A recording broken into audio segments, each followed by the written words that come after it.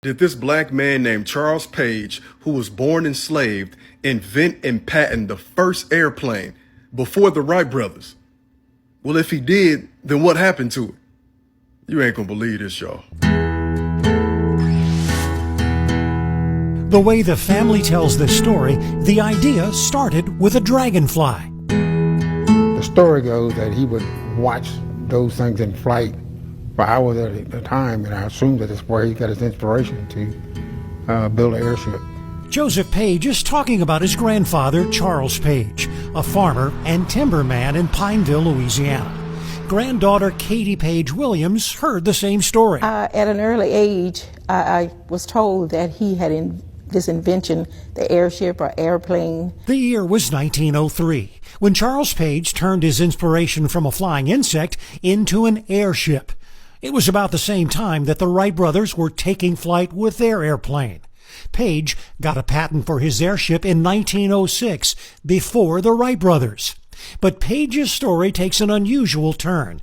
He planned to enter his airship in a competition for a $100,000 prize at the 1904 Louisiana Purchase Exposition in St. Louis. He took his life savings. He built a working model, tested it at his home in Pineville, and then shipped it off by train to St. Louis, Missouri, where he was going to fly the airplane in St. Louis, Missouri, and then become a chapter in all of our history books.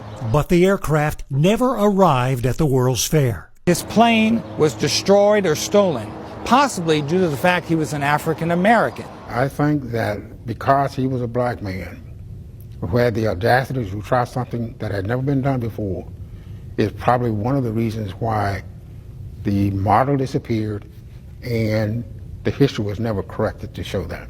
Writer and amateur historian Michael Wynn is trying to rewrite a missing part of aviation history.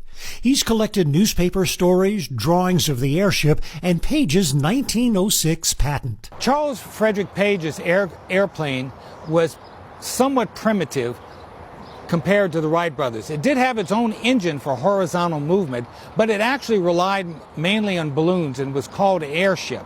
There is no record of Charles Page ever building another airship, but there is a renewed effort in the city of Pineville to publicly recognize his achievements. There are things that you didn't talk about back in that day, back at that time, unfortunately. So fast forward to where we are today. You're anxious to give some recognition to Mr. Page. Why is that? The issue is making people understand, that this individual, Mr. Page, actually did something that he was never recognized for, and this community was not recognized for because of him. I really often wish I had known him because I think our generation could have learned a lot from him. Even Charles Page's final resting place in Pineville has been covered up with bricks and concrete in an unmarked family crypt. Buried here is a man who was fascinated with flying, and he figured out a way to do it. With the heart of Louisiana, Dave McNamara, Fox 8 Local First.